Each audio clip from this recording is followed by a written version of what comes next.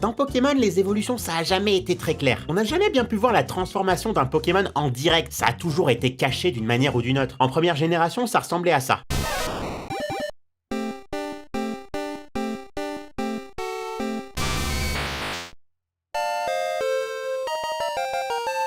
En 8ème génération, alors c'était plus joli, mais on voit toujours rien.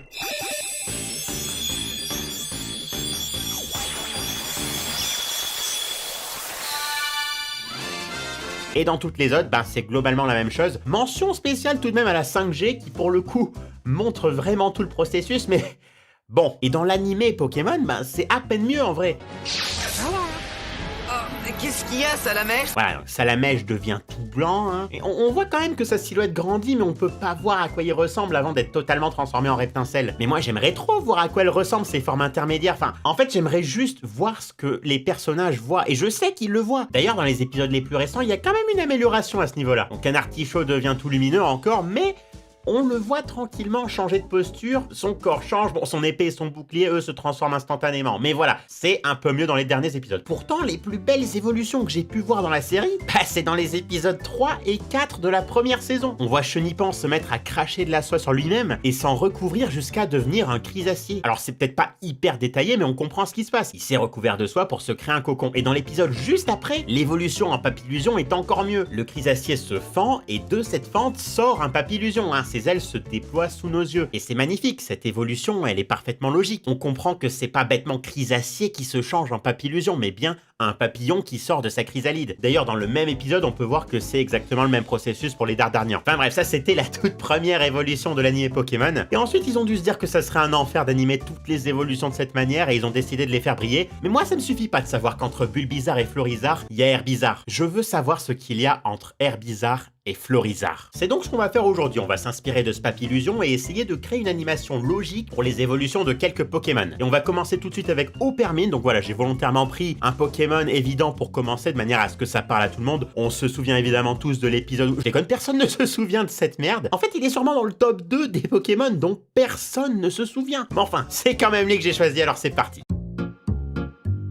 Allez, donc voilà, Opermine, il évolue en ce truc, un Golgopath. Là, le truc, ça va être d'analyser qu'est-ce qu'ils ont en commun, qu'est-ce qu'ils ont qui change l'un par rapport à l'autre pour déterminer comment marche son évolution. Alors en vrai, il m'a fait pas mal réfléchir. Au début, je pensais bêtement que genre ces deux machins là, ces deux têtes, ça devenait ça, et qu'il y avait une tête qui apparaissait au centre de nulle part, et qui développait des bras, un corps, que ça grandissait, qu'il y avait une autre truc, et des jambes, machin. Et je me suis dit, mais c'est n'importe quoi. Et c'est en me disant ça que j'ai réalisé que cette truc là, ça ressemblait vachement à ça, mais genre à l'envers. De ouf ou pas? Et du coup c'est beaucoup plus logique, parce que ces deux machins, en fait ça va devenir ses jambes. C'est pour ça qu'il y en a que deux. On va imaginer que le truc est dans le bon sens, donc il est posé sur le sol. Tout le reste du corps là, la grande plateforme, la tête et les 4 autres bras là qui partent n'importe où, c'est dans le sol, ça pousse sans qu'on le voit. Et une fois qu'il est prêt à évoluer, ces deux machins se transforment en jambes. Voilà, là on voit bien. Donc faut imaginer ça, voilà, ces deux machins, ils se transforment en jambes. Donc voilà, on voit bien que c'est la même pierre. Et le truc va sortir comme ça, se retourner et dire bonjour. Alors la grande question c'est ça, c'est du coup, ça veut dire que le mec il marche sur ses visages. J'ai envie de vous dire, oui, il a des visages de toute manière sur toutes ses mains, donc pourquoi pas ses pieds. Deuxième argument de pourquoi je pense que ces deux machins sont devenus des pieds et pas des bras. En fait, je vois pas en quoi, en termes d'évolution, c'est avantageux de perdre un œil pour devenir ces trucs. Je veux bien qu'ils se transforment, mais pourquoi ils perdent un œil? Donc moi, ce que je pense, c'est que sous ses pieds, il y a ses visages et qu'ils ont toujours leurs deux yeux. On notera juste une petite particularité, cette couleur qui n'est présente nulle part. Là, pour le coup, si ça c'était resté blanc ici et que là c'était marron, je me serais dit, bon bah c'est les bras. Mais vu que tout devient marron, j'ai aucune raison de penser que ça pourrait pas être les jambes. Allez, bref, ça va être compliqué, mais on va essayer de faire ça.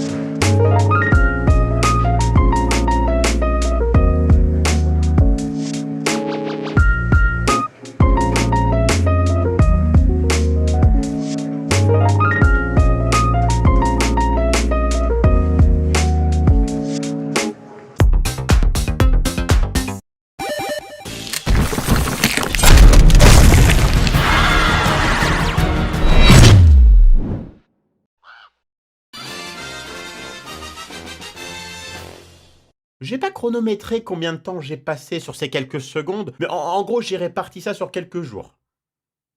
Allez, on en fait un autre!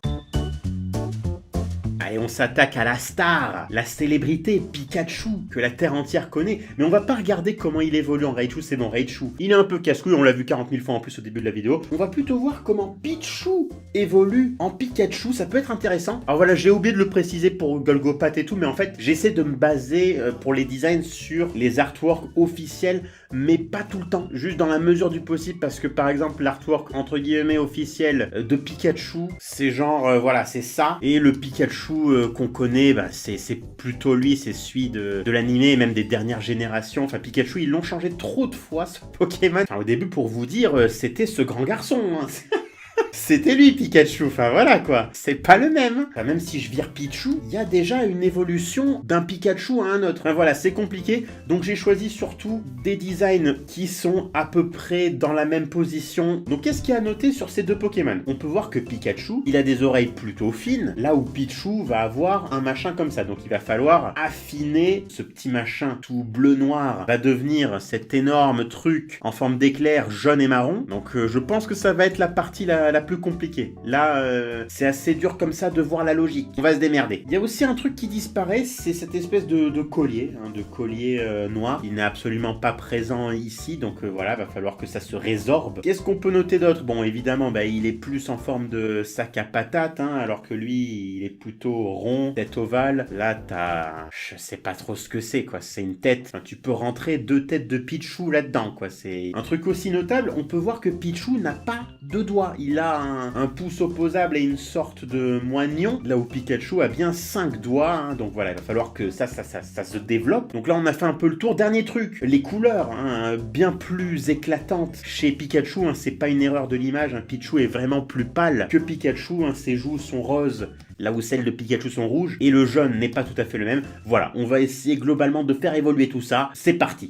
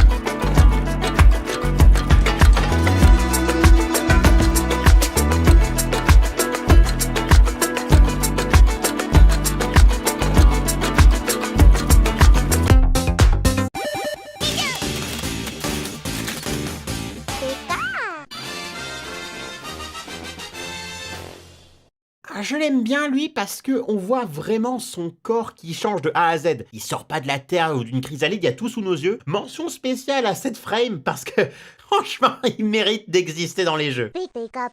Ah, pas mal.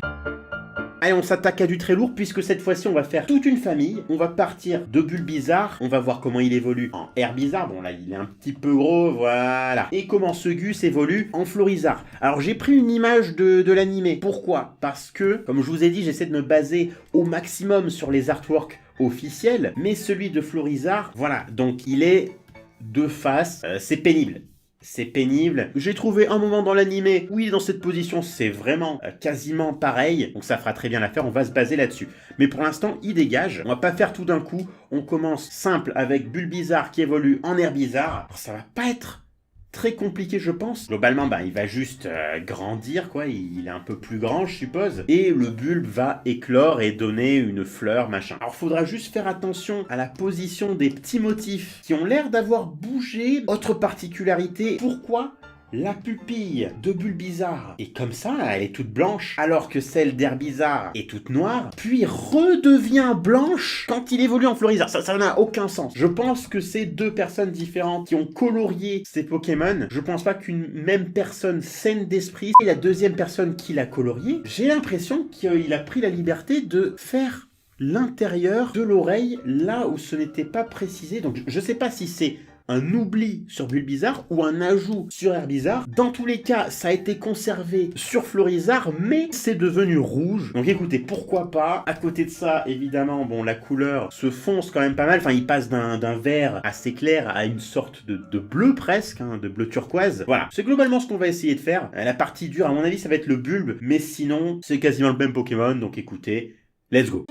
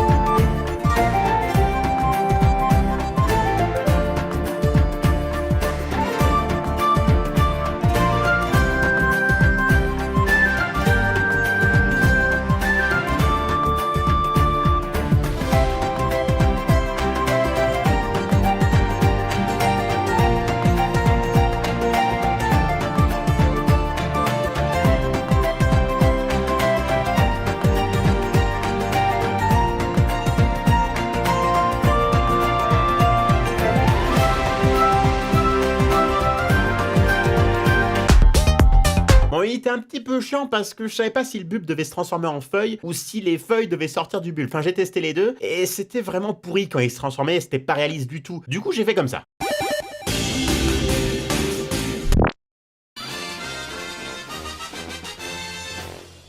En vrai, ils se ressemblent tellement, Bulbizarre et Herbizarre, que ça passe vraiment bien. Il y a juste les quelques changements de couleur incompréhensibles, mais sinon... Allez, donc le duo suivant, Herbizarre en Florizarre. Qu'est-ce qui change de l'un à l'autre? Les couleurs, globalement les mêmes. Peut-être même un mix entre cette couleur et cette couleur pour donner celle-là. Donc on voit aussi que tous les motifs, toutes les taches ont disparu, hein, pour faire place à éventuellement des pustules. Mais je ne pense pas que ce soit vraiment ces trucs qui deviennent des pustules. Je pense juste qu'ils développent des pustules parce que c'est un gros porc. Mais donc on peut imaginer que ces trucs se fondent un petit peu dans le reste de la couleur de peau pour donner la teinte finale. C'est comme ça que je l'interprète. Bon, les dents poussent, hein, encore plus, et il y en a même carrément deux nouvelles de chaque côté qui apparaissent. On fera attention à faire tourner légèrement sa tête vers nous, c'est pas exactement le même angle. Alors les feuilles s'éclaircissent légèrement, mais je pense que je vais partir du principe que on va garder le même vert. On va dire que c'est le soleil, hein, qui donne l'impression qu'elles sont plus claires. Voilà, après sinon globalement bah, il grandit encore, hein, il grossit énormément même. Ses griffes, voilà, ça prend du volume. On fera attention à l'oreille, hein, qui devient rouge. Mais évidemment, le point le plus important, c'est cette fleur, hein, qui va non seulement pousser sur une sorte de palmier, hein, donc je pense que ça va d'abord pousser, hein, on va rester sous forme de fleur qui n'a pas éclos comme ça, et ensuite on va la faire éclore avec le machin central. Voilà, vu que c'est exactement la même couleur, je pense qu'il n'y a pas photo, hein, c'est pas encore un bulbe qui s'ouvre avec une fleur dedans. Là, je pense que c'est vraiment ça qui pousse et qui éclot. Je pense que vous serez d'accord avec moi. Donc voilà, on part là-dessus, donc c'est parti.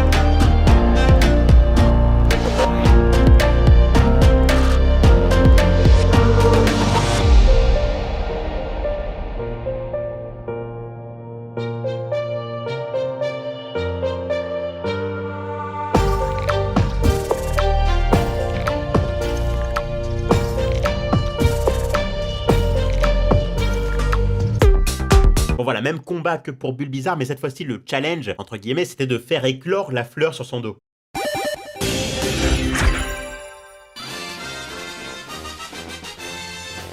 En vrai, j'aime plutôt bien. C'est la première fois que je faisais éclore une fleur en animation, donc je me permets d'être assez content. Et ça donne quoi si on met à la suite Bulbizarre jusqu'à Fleurizarre?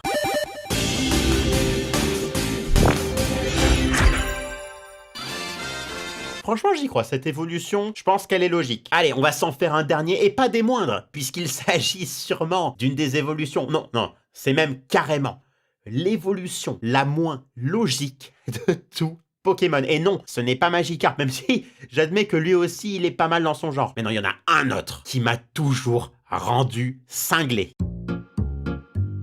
Ce mec, Draco, j'ai rien contre lui. À la base, on est sur Mini Draco. Rien que son nom, j'ai presque envie de croire qu'ils ont d'abord dessiné Draco et ensuite ils ont fait une version mini et ils l'ont appelé Mini Draco. D'un autre côté, vous me direz, c'est pas les Français qui ont dessiné les Pokémon. Taisez-vous! C'est parfaitement logique ce qui se passe entre Mini Draco et Draco. Là, ça m'évoque une sorte de larve, presque, de larve marine, avec ces espèces d'antennes nageoires, une toute petite corne de bébé, et une sorte de groin de bébé, enfin voilà, et des grands yeux. Tout ça, ça devient une forme plus aérienne, plus elfique. Non, pourquoi je dis ça? Non, voilà, plus aérienne, plus adulte, hein, la corne qui devient pointue, voilà, le visage plus affiné, voilà, une sorte de perle qui est apparue ici, une ici, une couleur légèrement plus foncée, mais sinon voilà, c'est logique, il n'y a aucun problème. C'est pour ça que je vais même pas prendre la peine de me soucier de lui. Le gros problème de Draco, c'est ce qui vient après, vous le savez, je vais durer inutilement le suspense, tout le monde connaît Dracolos. Comment vous dire?